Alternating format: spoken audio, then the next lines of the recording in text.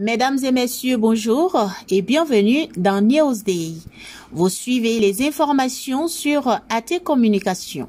Les titres: plus de 4 millions de dons offerts à Boaké par l'honorable Dr Paul Odakyou.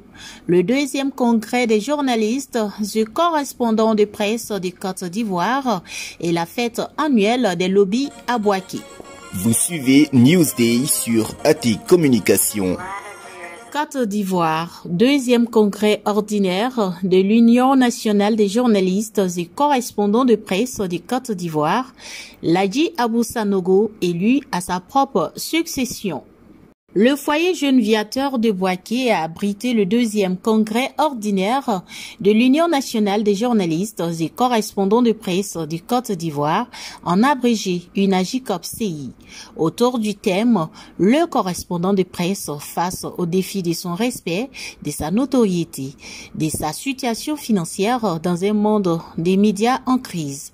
Ce congrès qui a démarré du vendredi 11 février au dimanche 13 février 2022 est à mettre sous le patronage du ministre-gouverneur de la vallée du Bandama, Jean-Claude Kwasi.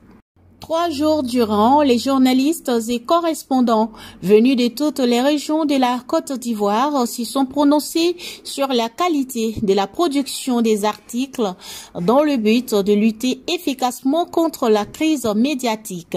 Ces journalistes et correspondants de presse ont par la même occasion reconduit le président Ladji Abou Sanogo, président sortant de l'UNAJICOP-CI, après avoir été élu à l'unanimité.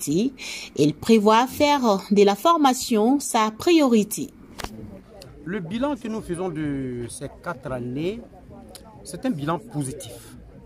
Un bilan positif en ce sens que nous avons œuvré pour obtenir des formations pour les journalistes correspondants de presse, pour les journalistes de l'intérieur de la Côte d'Ivoire. Nous avons œuvré pour qu'ils obtiennent du matériel. Nous avons œuvré pour leur notoriété. Aujourd'hui, le correspondant de presse est respecté partout en Côte d'Ivoire. Ça, c'est le travail de l'UNAJICOP-CI. Le ministre-gouverneur de la vallée du Bandama, Jean-Claude Kwasi, a félicité ses journalistes et correspondants pour le travail abattu sur le terrain et les a encouragés à la quête des vraies informations pour éradiquer les fake news et consolider le tissu social tant fragilisé par la crise socio-politique qu'a connue la Côte d'Ivoire. Je voudrais aussi remercier et féliciter votre président et toute son équipe pour le chemin déjà parcouru. En effet, il y a 4 années déjà, s'est tenu ici même à Boaké, capitale de Pékin, chef-lieu du district autonome de la vallée du Bandama, le congrès constitutif de l'Union nationale des journalistes correspondants de presse de Côte d'Ivoire.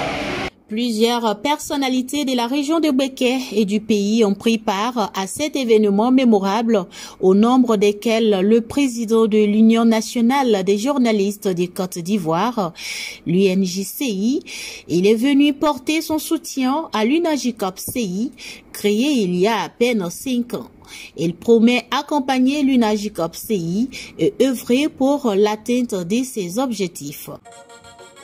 Vous suivez Newsday sur AT Communication. Toujours en Côte d'Ivoire, plus de 4 millions de dons offerts à 18 associations de femmes dans la région du Boaké par l'honorable Dr Paul Odakyou. Les femmes de Dar es Salaam ont reçu la visite de l'honorable Dr Paul Odakyou, député et premier adjoint au maire de la commune de Boaké, le samedi 6 mars 2022. L'objectif est de remercier ces femmes qui ont voté massivement pour lui lors des élections législatives. 18 associations de femmes ont bénéficié des 36 marmites, 18 sacs de riz et 270 chaises qui font au total 3 600 000 francs CFA, sans oublier la somme de 800 000 francs CFA pour l'organisation de cette cérémonie et la récompense des jeunes du quartier qui ont joué la finale du tournoi de la cohésion sociale. Président Alassane Ouattara,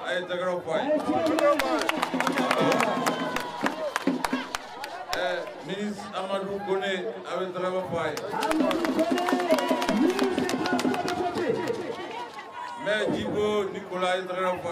L'honorable docteur Polo Dakio a traduit les mots de reconnaissance du président Alassane Ouattara et du ministre Amadou Koné à l'endroit de ces femmes et a demandé aux femmes de continuer à faire confiance au président de la République. La présidente des 18 associations des femmes, Diabaté Zeynab, a, au nom de ces femmes, adressé les remerciements à l'honorable docteur Polo Dakio pour les dons reçus. Ici présente, je voudrais simplement vous remercier pour votre généreux soutien sous la forme de votre don en chaises et marmites. Le travail que nous sommes en mesure d'effectuer quotidiennement ne serait pas possible sans l'aide de donateurs comme vous, Monsieur Paul Dakio. Pour le tournoi de la cohésion sociale, 12 équipes se sont affrontées et seulement 4 ont pu avoir des lots. Elles ont eu des enveloppes, des maillots, des ballons et la coupe a été pour l'équipe de Dar es Salaam 1, vainqueur de ce tournoi. 3 arbitres ont également reçu des enveloppes. Vous suivez Newsday sur AT Communication. Côte d'Ivoire, réunion annuelle de la communauté lobby à Bouaké avec l'honorable docteur Paul Dakio, parrain. Sidobiel, qui signifie en langue boli, soyons unis, est le nom de l'association de la communauté lobby de Bouaké. Cette communauté est sortie massivement le samedi dernier au quartier zone de Bouaké pour échanger autour des grandes lignes de leur statut et règlement intérieur. L'honorable docteur Paul Dakio était le parrain de ce regroupement qui a favorisé les retrouvailles entre les filles et fils lobby à Bouaké. Il a encouragé les uns et les autres à consolider la fraternité. À cette occasion, le directeur régional des affaires sociales à Bouaké, fils de cette communauté, a aussi pris part à cet événement pour valoriser sa culture et prôner la cohésion sociale. Donc papa, merci beaucoup toujours. Je sais que tes chaises là, il y en a encore. Si c'est cassé, on va remplacer. C'est cassé, on va remplacer. Et puis, j'avais promis un terrain aux femmes qui font le Japalo. Ils prennent la tâche, puis on va voir comment. Ce que vous faites, cette cohésion, c'est ce qu'il faut. Se retrouver, et c'est très bien, en famille. C'était Newsday sur AT Communication.